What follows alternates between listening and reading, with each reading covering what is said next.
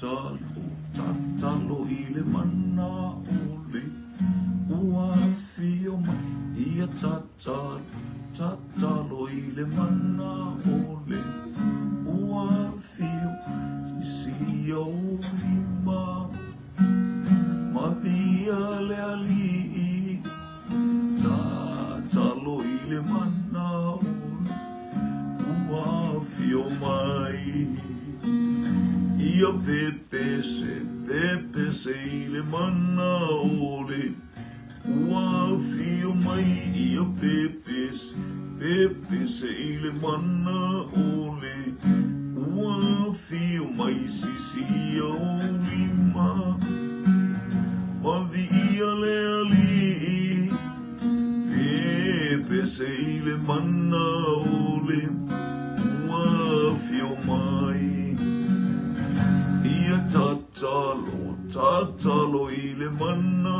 ole ua fio mai ia tatalo ile mana ole ua fio mai sisi o lima mavi ia le ali tatalo ile mana ole ua fio ia launga ile mana ole ua fio ia launga ile mana ole ua fio sisi o lima mavi ia le ali launga ile mana ole ua fio mai ia launga ile mana ole ua fio ia launga ile mana ole ua fio mai sisi o lima mavi ia le ali launga ile mana ole ua fio mai Mātou whaftai atu mai nei vai ngore o uli mātou mo ilo lofu mo wanga le lei. Ia watau no mai foi po kalame ala whanau mo mātou tua ia o se whaasili ngā malosi. Haleluia, ia nei po kalame le li i fisili matali. Ia mātou whaupuina le le i mainu e mamao le ala. Mātou loa le li i o le ase upu ao. Whai o se soani mo i mātou. Awina mai e le angana pa ia le li i e mo le nei tuaso. Ia fa malosi ai lau fa nau mau tangata famia upenga te failang fa manuia fo i lau fiole le ia so se tasi fo ia te ia nei porkalam fa manuia atu ia te fo le vi inga ia te oil fa tau va ia te mato no Yesu amen Toma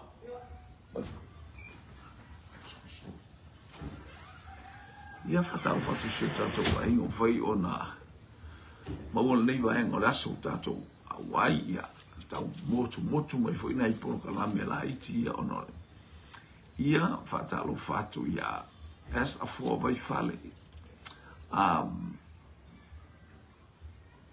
mai talie sorry for pel vai fale li vai talie mai talie oh talo fa praise God Haleluya pesta ngatale mai nulo sa sai ia le li fa no ia le tu ile ngai mai afo haleluya fa ngai fo to loa le ua haleluya malo so i fo tapu so se te fano aiolupo tapu so se te fano aiolupo soli e talo po ile suba so i fo haleluya praise God ia le ya tu le tu ile ngai mai on fa ua le tua le bisi sungai au whainga ruenga le tua whaina mo fo nei po kalame ai mainu e mamao le ala tātou po kalame ia o auli te tasi haleluya ia le whain tātou mafuta mo tātou whasoa whatasi male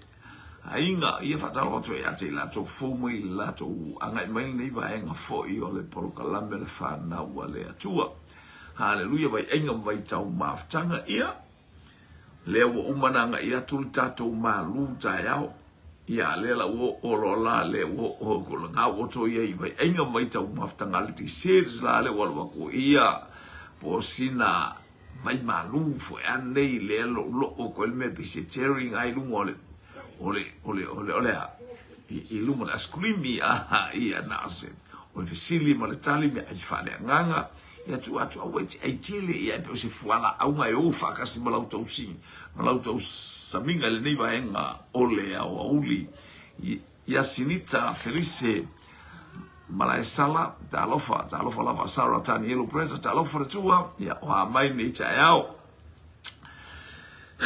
wa mai nei chao ia te ol fatua ia vi ia le li vai support tamana wal watu ia ile ngale le to shalom lo atua wele se talofa ia ba tolo sola wo bala o tlo fatua ba isi supo mo la sunga ia le wa e anga yatu ia o sina fa silinga malosi foi pese fala au fa nei la ngale fa uma nei malu tayao foi sina malosi tele ole le bacon ia nga tele na ia fa mo fa life fa mo ia le mashed potato oka Josephine Maria han talofa Jali Marcelino vi ia le nei vaenga ole tayao Elijah Malia le nga oi talofa amila le utumapu malo le soifua haleluya Eliota nga solo vi ia le atua malo le po le soifua maua vi ia le li Maretta Crichton le teine mai Hawaii talofa Hawaii ia fa manu atu le atua nei vaenga ole tayao fa talofa oi fo la tu lo anga mai maua mai fo il tato polo kalam ia ole fata lo fana le ainga ole to mo pola ta lo fa shalom lo atu o le stalofa ia le tato ufisili mo tato polo kalame ole asa vai ole asa usila si ole afo isa ufai tau tu spe oi se tangata na e lo na luane ila lo le afila na tatalo oi se tangata na e sila fia ma e falongolongo na lui foi le afi mai le langi lana tatalo tele tangata ia se be pole asa utala hallelujah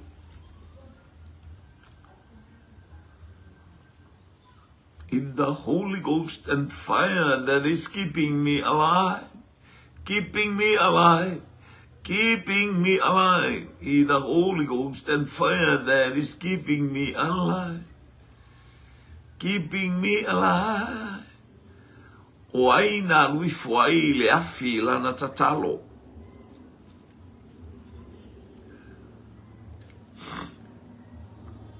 ia le utali mai tene le mai Hawaii tali mua le wailunga o le tali mai Hawaii i le tina tatalo mai le Waikiki Beach ia o Elia ia mana ia e te le atangata ale umane ia fo ilea ale o ta mo mai I o Elia na sawa ilalo le afi lan tatalo Josephine Maria Hunt hallelujah ia lea ua sau fo I o Elia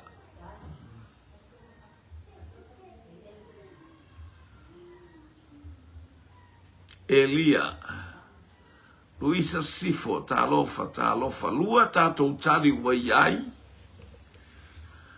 hallelujah o le fisili o ai se tangata na aluifo ilalo le afi lana tatalo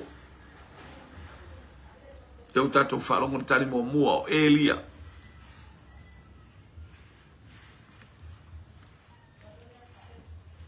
ia se tangata au tatou ia o le fa solo mal tatou ainga hallelujah ni o temine masani ana foi mape mal pau e mukusia mana mo mia ina ia babel tatou wa ai mal tatou tali ona e te fo ua fa pe mal au anga le wifi il tatou wifi PC fo yo wale wa manava tangata ia wa nga ale sa e wa ke mi uma Waluatu le pau wa umar fia fai pau a vaya tu ia umatua.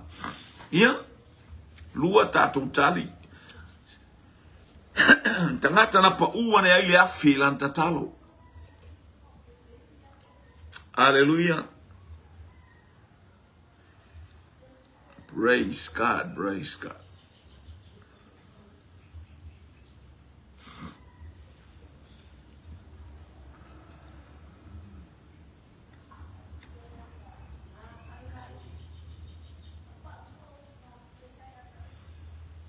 Margarita Solofa, Talofa lava.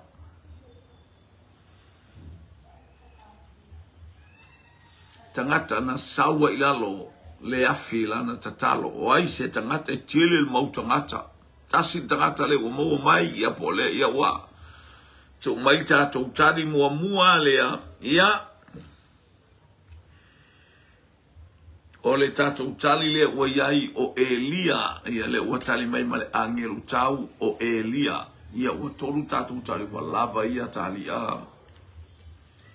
so tele tangata li ele iloale ele tatalo no vinga tele ilo se talo ia ala na ilo ona e te su el tuspa ia sau i lalo le afi la tatalo ia palasi le afi o le nganga pa ia i lungo lo ainga palasi le fau unga le atua haleluya i lungo lo ainga ia lea tamalo le na palasi mai sale aula palasi me amule no la le ile lava wa aila ia sa ia le sa or tangata tamalo sale aula na tatalo sau i lalo le afi la le fai le afi le fai lungo le afi sale aula ia wa aila le mana ia te o tamalo sinu ule malo ia o sau le afi o le nganga pa ia i lau tatalo haleluya te leva ato tala li mai ni afi lunga o mai la ia e no ia tu langa ia lau fa na uma lo ai ngo tangata uma ia e move e ke vai o le move le nganga pa ia haleluya ia o mai lau o Elia sa o le Elia Solomona tatalo Solomona o asau Solomona le teimi wa ngai mai Solomona le teimi wa o si taulanga le no haleluya il teimi o le malu fo o fa o fale le malu tatalo Solomona palasi mai la lole afi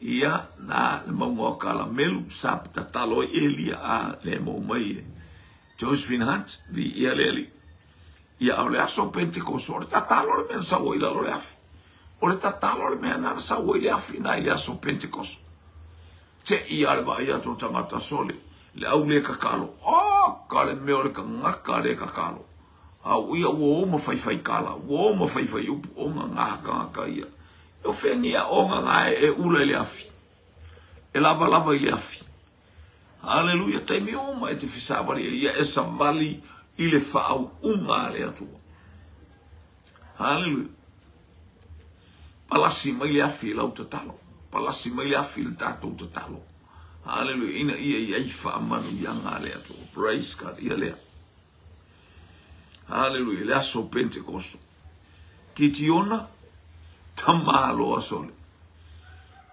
tatalo fo ina sawa tu le angel na tu mai male marto le angel palasi mai lalo le afi aba ia kitiona fefe kitiona mata o kitiona male angel o file mu ia tamale o ke popole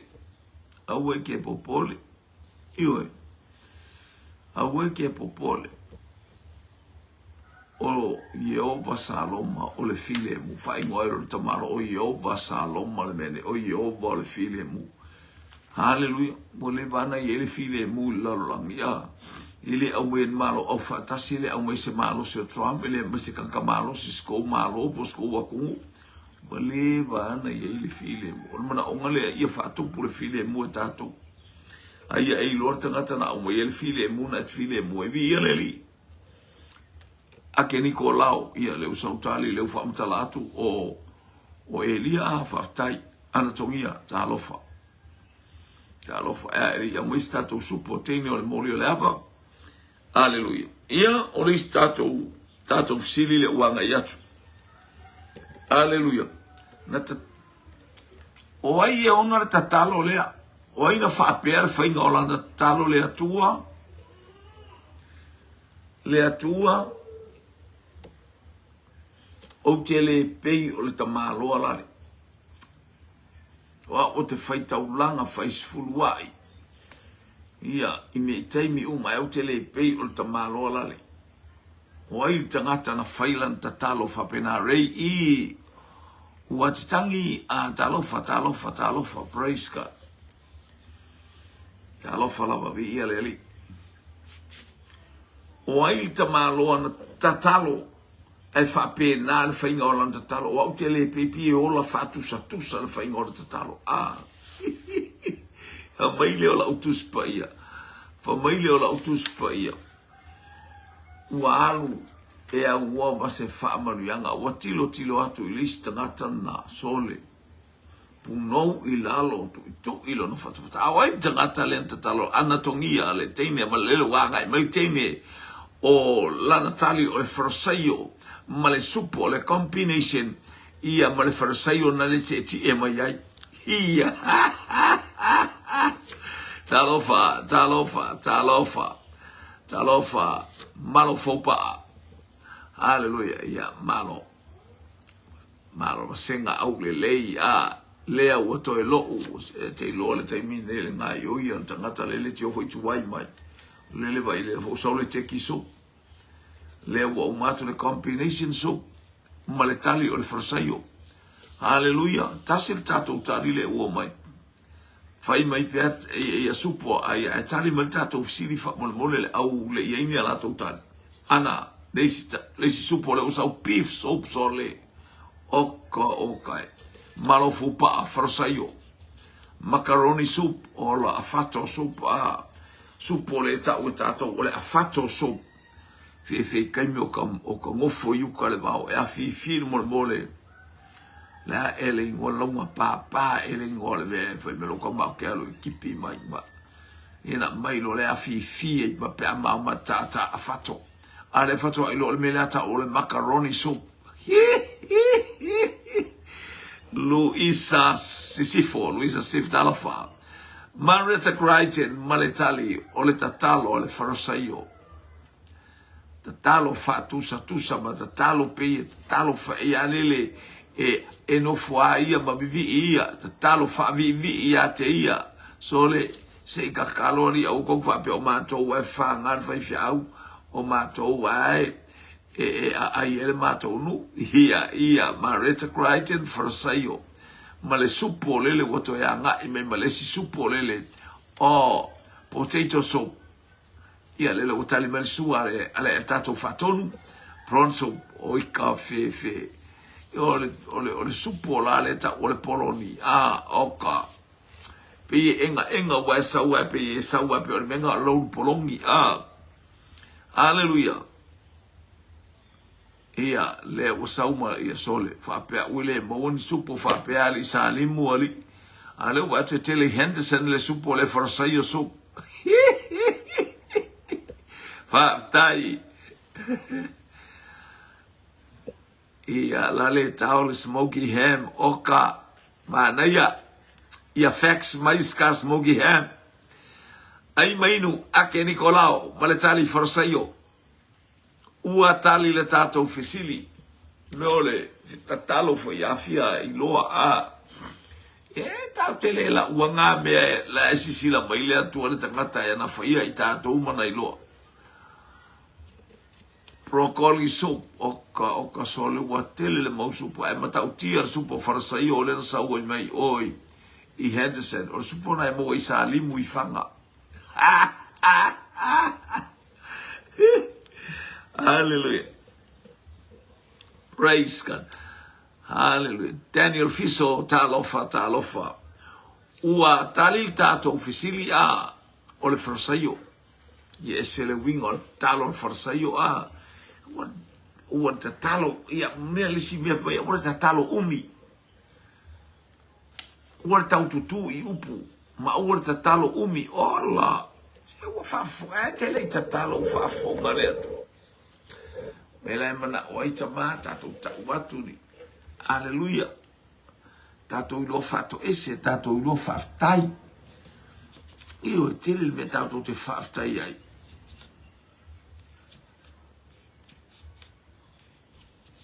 Ia o te lo fe tau I tonu a male aso whanau o lau toi ina soli. Hallelujah. A le ele mātou polo ka lame le aluka I mingi sole anga le elma kou polo ka lame. O te alatu le o te aluatu a ile aso whanau o lau toi ina. Maybe 27th. Po le aso whareile po le aso tofile e parasia. Hallelujah. Wala so kolu sulu le aso saa. Lua iwa ile aso ngai. Lua valu ile aso. Ia na aso whareile la. Ia leli. Ua tali tato fisili a. Hallelujah. Lea nanga iatu. Ia le tato fisili. Praise God. Ia.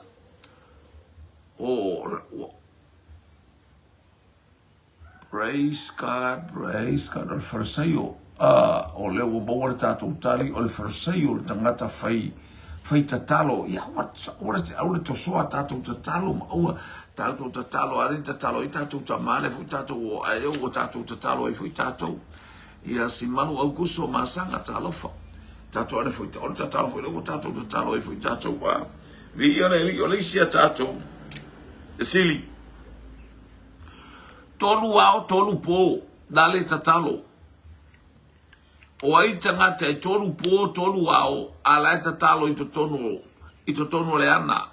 Ala e tatalo I tono le manabo le ia. Toli ko haf ma lie fu ile kangakali. Ko aku farsari ya lo kalo aruka kalo ri ko le mangabali ole mangingi ali.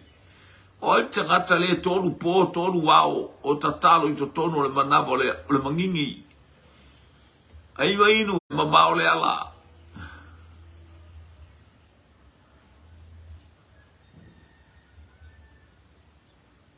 Ia fai aso leli, via leli.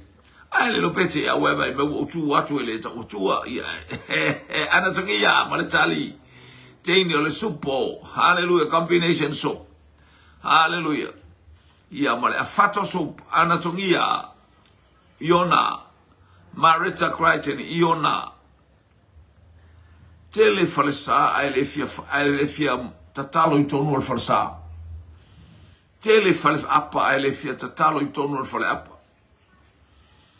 Ia le fa per tamaro la uli ia la ngale lopo fele la uli po la uli po la uli tutuila.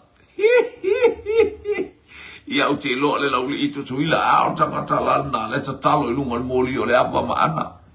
Hallelujah. Ia o Iona le ngo a malofo pa. Iona Josephine Marianne Iona oi sole e ali Ake Nicolao Iona afato sub ia hallelujah lo saul afato sub Naomi Tosivi ia uso Michael Iona ia ai le ia se I loe e tua sivi uso la utama le ali. Ia le li, mana ia le.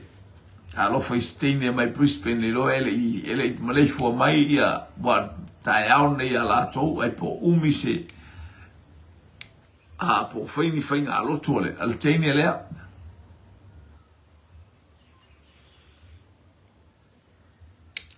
Hallelujah, praise God. Ai mai no e mamao le ala. Ia. O lea ua tali le tātou fisili o le toi ina o Iona a tolu ao tolu po o ile manabo le ia. Ai foi la le si tolu lea o ai e tolu aso o tatalo. O ai e tolu wana tatalo ile aso. Ai tau mo fai a tangata e fasioti ala e tatalo a tolu tae ao o uli a fiafi. Na leo mai e lama mai tau o mai tai o mai fa fia ngai marka malo la il fa malama la tatalo toi o mai le uli a mai o le mea tasi a tatalo toi o mai le afiafi a o mai la tatalo uma tato yel tamalo Iona tolu po tolu a o tatalo ale o tato va tangata tolu an tatalo ile aso ia se e mai sautari ai mai no e mamao le ala Marita Crichton tene mai Hawaii. Ia o Tanielu lea la o sau o le tamalo mai o tahuhu Tanielu keilo ilo kakalo le awali o kiko fako akakalo a kiko inga o saungi fela porkala ko akakalo ala awali o kiko barfa tonu inga ua mai a le po akwa nga oku amo moe wa akwa le oku ngale le inga supo le wa foi le o tatalo ai el supo ia ai maino mamao le ala Joseph and Aunt Tanielu malo fopa hallelujah mai Taranaki Tanielu alofatu il tene hallelujah il tene o manukau ia le wasumai malo le soifua ake Nicolao Tanielu hallelujah hallelujah praise God ia tambaia batulo le la supo abakulo se la supo eva ya kulo e kau e kasi le supo no go ingala e busu ke le wa kakalo le si ala wa ayele si hallelujah o Tanielu le tamaititi mai manono mai ana tongia o saola que lo posele puya pose puyai po tamor tu ye ia postamai oi I faleu ia postamai titi salo manono aute lo afestamai titi apa ia tamala ole la fo ile motu nae e ingata iane o apai tua oi masalua ia e ele motu nae tu mai tai ole malo ia kai kale ngole motu hallelujah ai mainu e mamao le ala praise God.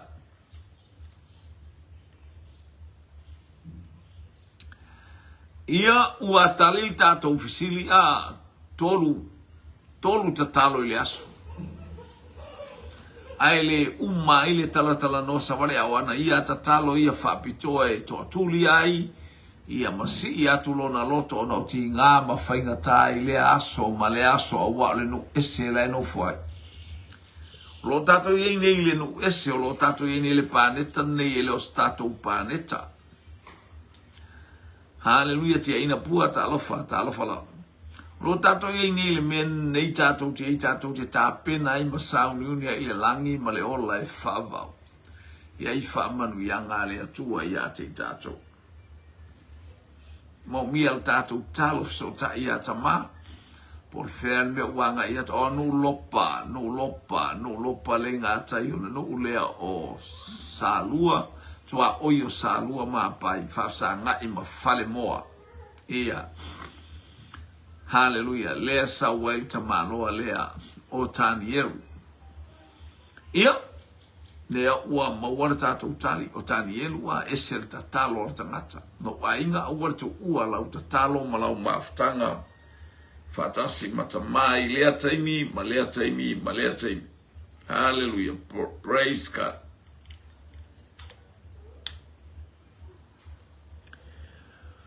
O ai le tangata na tatalo whaalea o ngā ina ai le pule a lis tangata. Mea le anga lai whau e lis tangata. Ai tatalo le tangata ta mā ia whaalea o ngā ina le pule la. Whaalea o ngā ina mea lai. Hele I. Nā ngore tangata uspai o tangata le whau unga. O mea e fusfusia I le langi. E fusi ai lalo nei o mea e tā la I lalo nei wata tala fo I le langi once e tala no langa oi o le tangata o le whaaunga ia lea ua talimela o tamaroto pā sorry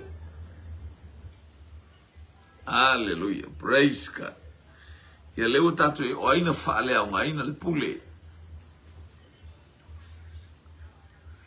ia whatalofa atu wailo kerifi talofa lava be ia lele malole tau ia malo fo ile anga leile atua ile anga imelo auna le atua ni ia lele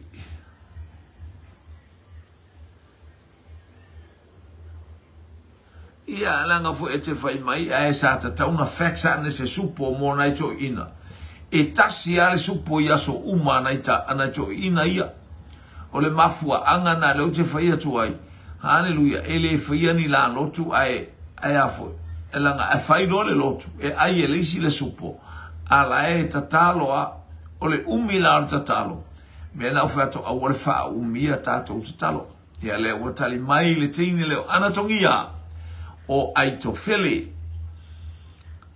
Naomi o Aitofele hia tangata fai mea leanga o ai tangata fai mea leanga ai na tatalo tangata ili atua whaalea o ngala na pule leo watale men malo faupa a Aitofele ake Nikolao Aitofele malo le tali malo fai tautusi hallelujah Aitofele a oi oh praise God hallelujah to tasi stato tali o Aitofele lewa hallelujah wa ngai mai mana ia le malo sto ina ia isiana whanau malo losi fo mo i ala wa alu ese mafaufunga o tamaiti ia walu ese aono nei tangata fai mea leanga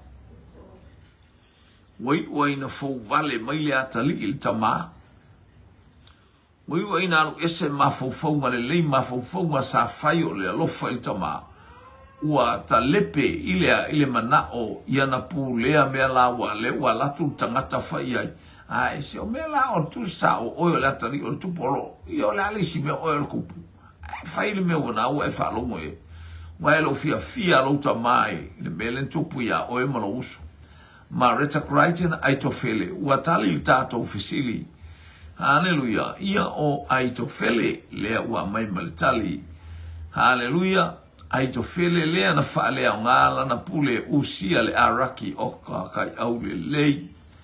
Aitofele mai sale aula. Sole. Ale foi oso mai foi Aitofele.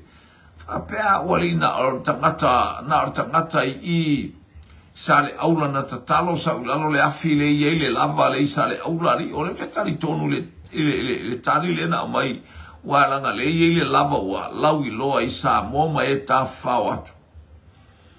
Le laba le tauta ua isa le aula ona o le afina palasi mai iai a le fai mai le tali ale angelu tau o le tangata sa le aula na tatalo ili atua au mai le afile o le afatai ana tongia manatali Aitofele le araki Aitofele na faale au ngā lana pule usia le araki sinei atama itoi ina heve atoi le se me te popole ilo wolanga tapua ia o ia malouta le tonu o lai ai le atua i to tonu ia te oi ia eilo o le te nofo le whaunga na o lo loto e mama lo loto wha mangalo lo loto whaiuso whai a inga le lei sila fia e le atua e le tauta talo i le atua ma a eilo ma e sila fia mai le atua me le leila ke le kauka kalo e fai atua sila fiele atua te le tauta ua lo uso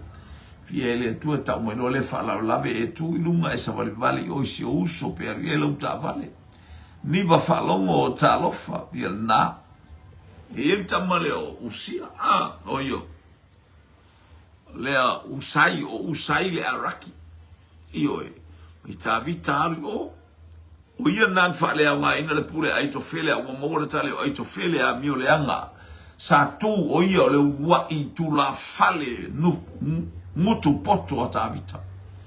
Ma mao le to wha o inga o fwele kaimi wha ai e wha utanga a e so le wha alo longo tanga. A le na whai a ina o whai al ta male le wha upunga ia apisa loma i se awala yoti ai tavita. Pa mai tangata so le pe e feta laisi atua so le inga o kaukala man koe inga le Aitofele.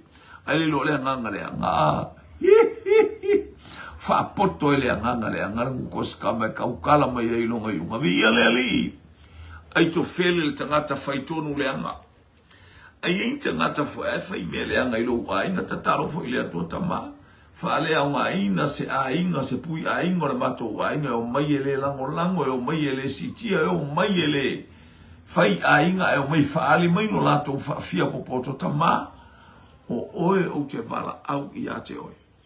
Ioi. O te vala au i ate oe. Whaalea o ngā le pule Aitofele. Haleluya.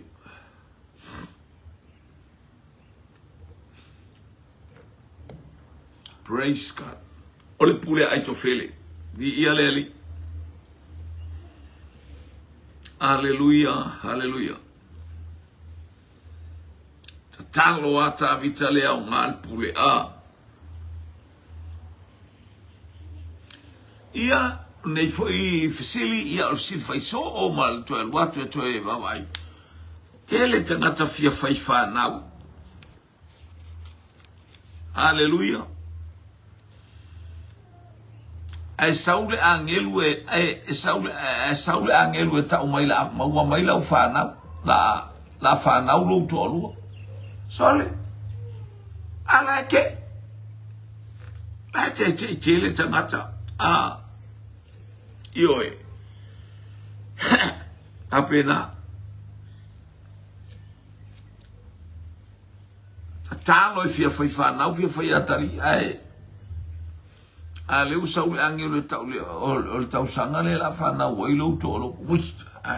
Bof. Ake. Ale kakalo e po uma. Kakalo e kai mi uma pa waran ka upu i wa inga kuwa sino makua. Haleluya, ale kakalo. Haleluya. Oi le tangata.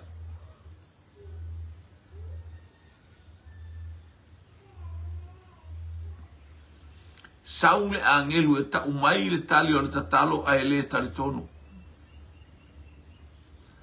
Saule angelu e failo a mai tatalo a ele taritono.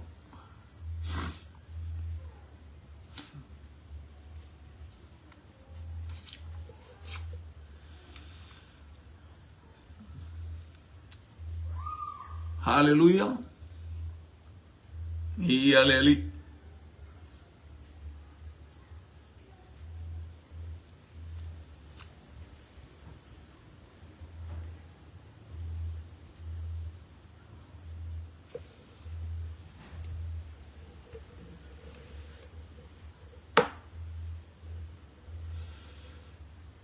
Kali mai Jema, Sakaria ma Elisabeta. Luaki wale talofa.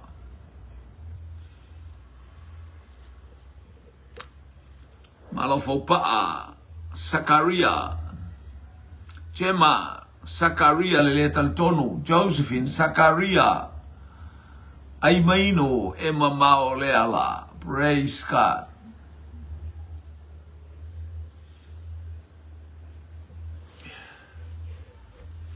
Saule angelu ta watu ai fale tonu mafaufa.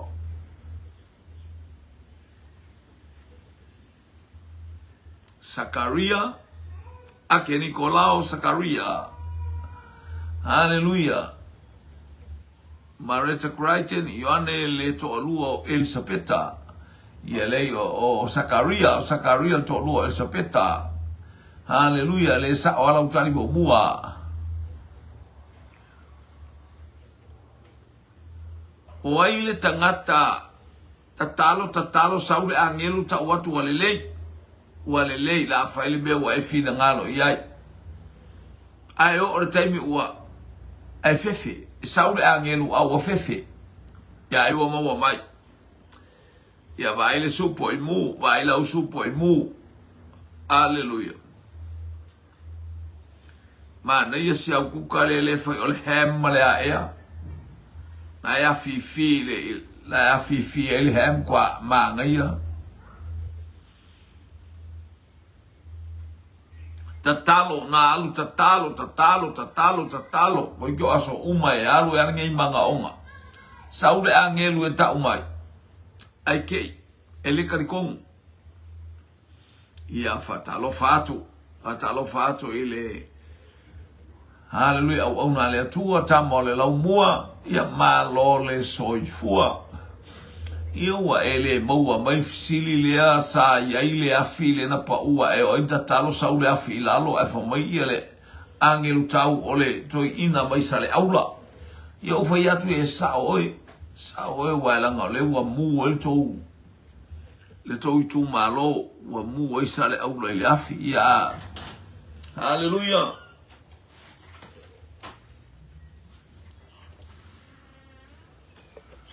Sole. O me se ua fine o Elia. Le ina sawa ila le afita tono Elia a fine. Ia whaftai lewa mo mai tato tali Sakaria mai a Crichton, Marita Crichton. Ia Sakaria mai a Ana, ia le li. Ia whatalo whana mo le au ona le tu e pe on tato mafuta fo nei vai ngō le au. Watali tato sili. Sakaria aso ala iti Sakaria ma Elisabeta ole kakalo alea. Fia faitama. Wai ia.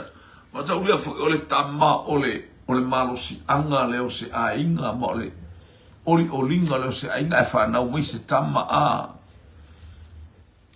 Ole smoky ham, oka sole smoky ham. Ia, facts mai. Na fia i se mose foil. Ia, e tango whapipi i lau telefoni, ia na omi le upu facts. Ia, na e te ia le wanimo. Ua tali le tātou fesili o Sakaria ma Elisabeta. Ta talo foi le talo fa lenta talo ia. Ia i foi lisa au talo fa talo ia ta tala Peter, wa o no ato sabale mai Peter, wa le talo ton, wa pila nga le na la tu tātou fesili. O le tamai titi na ta talo ia. Ia maua se tama ia ale o sau ai le talo ton wa malole ono sai. O aile toi ina I eile tala le e tau awatu. O le tatalo ma whatinonga. O ai se toia ina, o ai se tangata. Hallelujah. O ai se tangata te whaalongo I eile tuspai. O le tatalo ma na whatinonga wa manongi lunga le whaafonga anga le silsil ese. Ile ngata I tatalo a o ana whatinonga e whai. Hallelujah. Ele ngata in tatalo a le anga le lei atu I tangata. Ele ngata in tatalo ai tufa atu ana me I tangata. Tema pe au Cornelio o la sa ole pe just question mark in the beginning of the answer. Hallelujah. Ia pe tau mate ia. Hallelujah. Fa mautu atu stoi ina savai o Cornelio. Ko inga sili pose ko inga palauli. Ia lea o whaabautu mai o Cornelio awa esele pei ia. Ia tali me Marita Crichton tene Hawaii o Cornelio le tamo le beach o le Waikiki beach esele fia o le toi ina ta ele le Waikiki. Marita Crichton tali. Hallelujah. Fast man fitu minute te aile tu la se folu malelua. Praise God.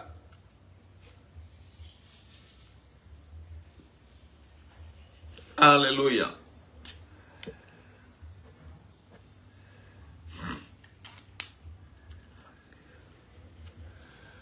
Cornelio le tai awa Italia. Hallelujah. Maya Anatongia. Cornelio le tai awa Italia. Malofopa a Cornelio. Ia maile angel tau Cornelio le anko Anatongia ke lola ole manono le tangata na po se puya I manono tamartu ye sa ola sa oi. Ia lele la wasau glata le ole tamai titi mai le laumua. Ia rona winga ia ole fapia mai o Cornelio le anko tongia Anatongia le fapia mai ia tamo le laumua ole tamai titi mai le laumua. Ia Cornelio ai faptai bartali ai bairu e baba ole ala. Praise God. Ole. Ia vapea I esta mai titi foi vapea no ba ai ole vai ngalu ile vai ngalu ali ia leo. Ia o ele wasa mai ia le foi au ona le tua mai la mua. Patalo vatu tu o mai ava la usunga. Hallelujah. Ale faita ulanga lo le soifua. Ia le la o sa le o fa lua mai ngolo mai tu ie manono. Haleluya tama au le mai manono le utali mai te ni mo lio le ama. Ia haleluya.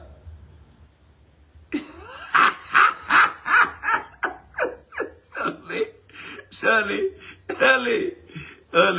O tagata umai au la umua tagata faolaina ala fa mai le faolaina Cornelio. Ai se Cornelio tau apu a. Bo se Cornelio le la kule au piki. Le fatali atu tolua ine ana fo to ye fo ile si ka mai Cornelio inga. Hallelujah. So le ale fo o fai me o tambo le la umua se la gaika ke le ali piava. Vaptai tali vi aleli ai mai no e mama o le ala. Oh, le o support mai o tamai le sao ia Michael le o sole o mo tamai chichi mai manono ia. Le la o fa luaina ia wa sa o tamai chichi manono tali jato visilo tamai chichi mai manono tau I faleu le menta no ia le lotu ia faleu mautu angiangi ia le na o Cornelio o le tangata tau safia ona winga o lana tatalo. Haleluya tatalo mo le ainga tatalo mo siana whanau tatalo mo le nuu ia tatalo mo le tu malo tatalo mo mea umalava. Haleluya e whaamanuia e le ngata fo ilea ia e turi siana whanau alu mara taui ale avei ia e lua pe a fo imela na lama. Ia na o telefoni o le vainu na wa latu e santa mai sila lele ia vi ia le atua wa mawara tatou tali ia o le toi ina o Cornelio oka esol ma na ia ni tangata ese le malosi la fionga le atua e tau ave ina ai le moli mau le tangata ese e sau talia Yesu ane ia ute nofonofu ia le praise God. O ai le fafine ona lana pese lea oi wa oli lo uloto ya Yehova wa fa mawalunga ina Yehova lo unifo o lan tatalo na pese ai matatalo pe pese futa inga afenga tatalo fa talo e lot pope matato fo aleluia ia le tatalo fa pena finga o tatalo tina lea wa oli lo uloto ya Yehova lo uatua wa fa mawalunga ina la unifo o te mautalia ye tamai wa oli lo lotu ya Yehova lo watua o fa mawalunga ina la unifo e o te mautalia ye tamai woo o te fia I leo la tanga ia Yehova pese ai lo wanganga ia te oe te ma o hana Marisa Christian hana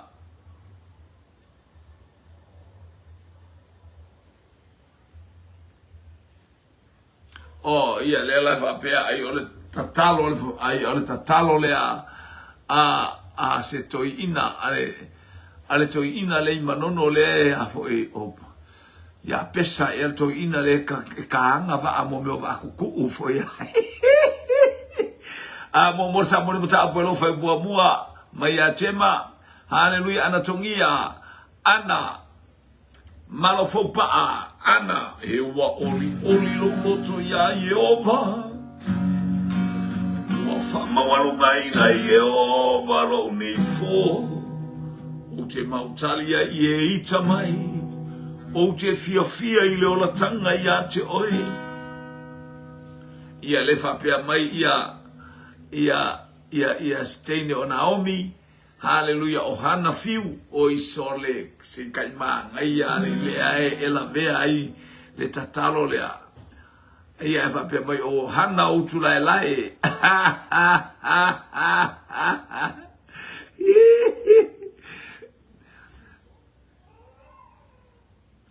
ia o le fine o Amerika Samoa whātua tua o le fine o Nusai Whātua matatonu mai Amerika Samoa. Whaftai mai a ana tongia oka tinga morio le ava. Hallelujah, Josephine ana hana vi ale atua tali le tātou fisili. Ma lo le tali. Ma lo le whātua ma lo le tali fisili. Whamanu ale atua le tātou wainga. O le whawhine o hana. Nana pese ile atua ilana tatalo fia. Hallelujah. Let away. Wa tele tangata. Famulmone le chai chaua.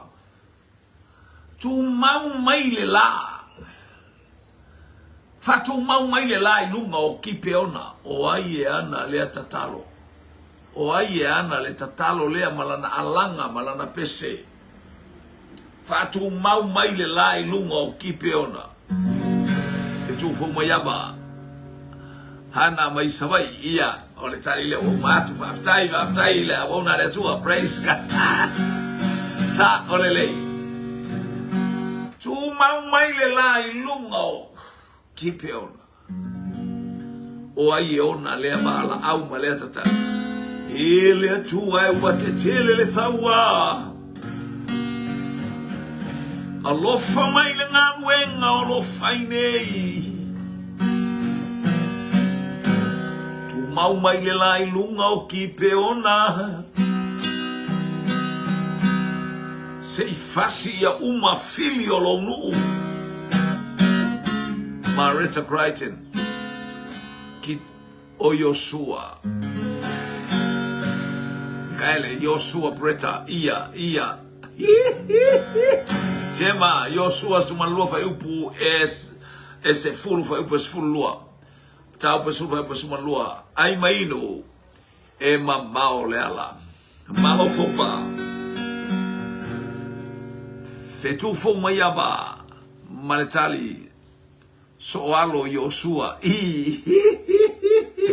Kama sabonga ia leli sa le awona le tua so alo Yosua ia lai kama ia ese fale ango aku kama ia le e tua ilunga le malama na tau fia le malama e tau fa pena le o lango le tangata kersia e tau le malama ele tau se pomisa a tau le pomisa o Saurfin Josephine Hunt Yosua praise God. Ma oele masina I arinona I ailona whaftai.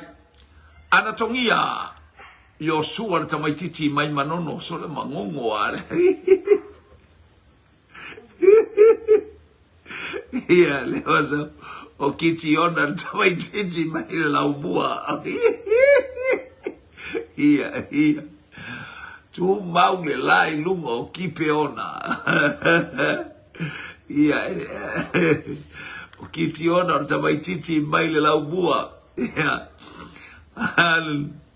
O taia e sao o tamao le laubua e maua mai ai ia e nofo mai ai le malama le lunga le. O tahu le ai ko lua le la supo e kakalo le si ala ua ingu wha baka loe tito supo. Ai maino e mamao le ala watali le tātou sili waftai atu I le tātou ainga I le talino le tātou fisili le waftai tele la watali le fisili o Yosua ia na o Yosua praise God hallelujah ia le malanga ma le taitai au o Yosua ia ina ua oi hallelujah I kipeona o na langa leo Yosua ia tamatama ia amolmole awina mai le la matu mau mai lunga o kipeona se tau ua to tele le tangata tau le fili e tau wha umatia ia vi ia le li tu mau ai leo le la lunga o kipeona le masina I le manu ailona mana tatou tu e fisili angana le atu ai poro kalame hallelujah whaftai fo imol o tatou tu e fisili le atua se e whaapupula mata o le nei au auna matua vasi le ola. Hoi wa fius toi ina il fai mea le anga o le nei tanga tele le au fai mea le anga. mai leo le talo ar tagata lea. Hale au na le atua e. Se i whapupula ina mata o le nei tagata kua le mga mafuka ai pongi sāpea. Se i ona i loa lo mamana. Hallelujah. O tato toi visile na. O ai tangata. Hallelujah na tatalo. O ai fo i tangata le na mana o ia whapupula o na mata. Leo tali mai Josephine Hunt, Elisaya. E lua na itali na o ai tangata na talo o ai tangata lea na mana o talo ia pupula o na mata. Lungo ingo fiela o kakale ali o makua. O le makua sobo ali e ko o e va tu ali ai ali ala tresa o e fa na tele lo me o tuku tema. Hallelujah Elisaya. Ia le o tali mai ia le Hallelujah kiasil tamai titi mai o tahu. Ali sole e lua na tagata e tau na mai tali le fa bol le o sau ia tagata le tan tonu le mata somo le o tamai titi mai o tahu va dai tali la sugale ora le tua e tu bo mayama Elisaya. Hallelujah. Malofo pa Elisaya, praise God. So le o te lola Elisaya o tambo le to ino le lau bua o tangata le o kiasi o to. Hallelujah. Ia le li amele vi inga ile tua ona nei po kalame nei tua so. Hallelujah. Elisaya sa tatalo mo lana au ona oka ele au le luar tupu mata au pe ono fa pa sulfitu ar sumar balu. Elisaya ya kiasi lana au na jema faola tane liu i ia le li. Elia sa tatalo mo Elisaya maya anatongia. Ia ma lo le tali ma lo fo ile fatotoa. Hallelujah tato no mai le umar tato polo kalame mar tato fisili muli ia taimie. Hallelujah e tau faia toia nai to ina ia. Tau tatalo ina I faifi au mole au whainga luenga tau wai misa. Hallelujah. Le au whainga luenga tau mui le au whainga luenga lea. Ole afulan tau mui tau wai musa e oso mai. Ia matua pongi salva ai. Ele lama le malosi o tilo mara sila. Aisea le anga ele fa sila pe fa tilo e tatou tangata faa. Hallelujah faa atua tuwe. Hallelujah. Ele atua ilona mamalu malona sili eso. Elisaya talo ile atua. Ele o ilo e la auna. Lona winga umatu au tausu estangata e toisau. E tausu estangata e suia le mea nei o tisawari e. Longo winga le suia le ngeika ngaka. Ia le atua. Ia ngale le atua tali tato sili Elisaya le au auna le atua. Tatalo mo kiasi. Hallelujah. Ile talo mo kiasi le whaatamana te le tātou whaatamana le au ainga o le atua le nei a uli ia whaamanuia atu le atua ia mata alama awani o tātou whaatamana i le wala awina o wala au mai a ili ali ia te I tātou tū mau I le saolotonga ua whasa olotonga ia ke riso ia te I tātou e whaatai atfo I molo tō sao ia monetarino tātou siri lau whaitau tūspa ia malau sa ili ia whaamanuia te le atu mai ia te ita ili a ngangapa ia ili a taimi ma le a taimi. Hallelujah. Las tem fa bene ile aso ata ya pe a mai so I fumo tato wola tato to e feilo ia ile lo fa male anga le leipe a fina ngalo ia ile atua tali male afiafi a wina to la polo kalame. Hallelujah, praise God. Ole taulanga afiafi male se fulu ole iva ile po ia a wina to ai ole la po kalame fa a wina to. Hallelujah, al tato po kalame le fa wina to mo so tato sao mo le tatou polo kalame I le TV se fulu whamanuia le atua mo mia lau tatalo te mo mia oe lau au ona e tautua mo oe ma le nganga whamaulau le suafo Yesu. Amen, amen, amen. To God be the glory forever and ever. Amen.